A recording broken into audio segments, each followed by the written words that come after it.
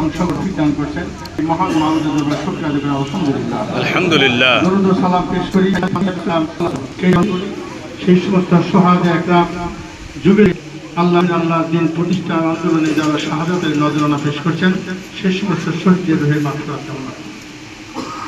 সম্মানিত উপস্থিতি, আজকের এই প্রোগ্রামে আমরা শেষ পর্যায়ে এসেছি।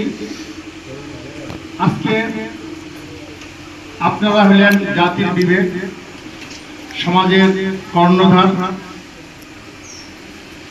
আপনাদের কথায় সমাজের সচেতন মানুষরা,